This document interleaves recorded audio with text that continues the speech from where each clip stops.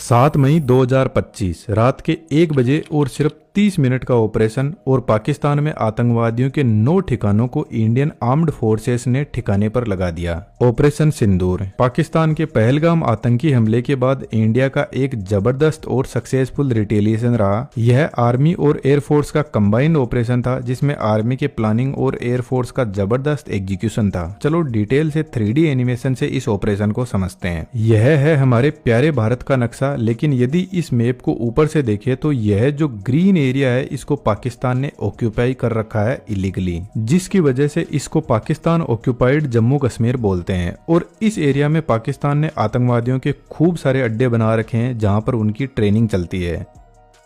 इधर का जो रेड एरिया दिखाई दे रहा है यह चाइना ने ऑक्यूपाई कर रखा है, जिसको अक्साई चीन बोलते हैं। अब यह जो रेड और ग्रीन एरिया है इस पर हमारा कंट्रोल नहीं है। अब जम्मू कश्मीर और पीओजेके के बीच में यह जो लाइन है इसको एलओसी बोलते हैं। इसके अलावा यह जो लाइन है इसको इंटरनेशनल बॉर्डर लाइन बोलते हैं। तो पीओजेके के इस एरिया में लगभग आतंकवादियों के अड्डे हैं और कुछ पाकिस्तान के अंदर भी है। तो रात को ऑपरेशन सिंदूर स्टार्ट होता है। इंडिया के जबरदस्त फाइटर जेट रफाइल अपने एयर बेस से उड़ान भरते हैं प्रीसीजन मिसाइल्स को लेकर। इन फाइटर जेट के पास में 2 टाइप के मिसाइल लगे हुए हैं। जब फाइटर जेट एलओसी के पास पहुंचते हैं तो यहीं से फायरिंग की जाती है। यह लाइन ऑफ कंट्रोल को क्रॉस नहीं करते हैं।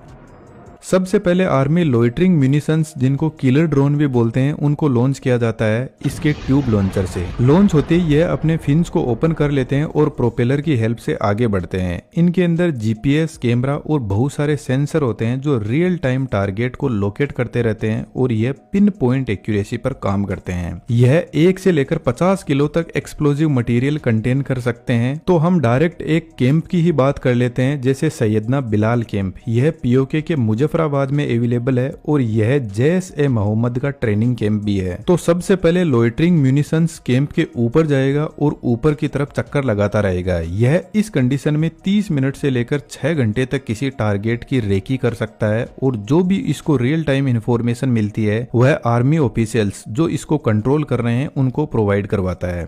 जब एक बार टारगेट फिक्स हो जाता है तो यह टारगेट के ऊपर गिरता है और इसके अंदर जो भी एक्सप्लोजिव है उसका जबरदस्त धमाका करता है।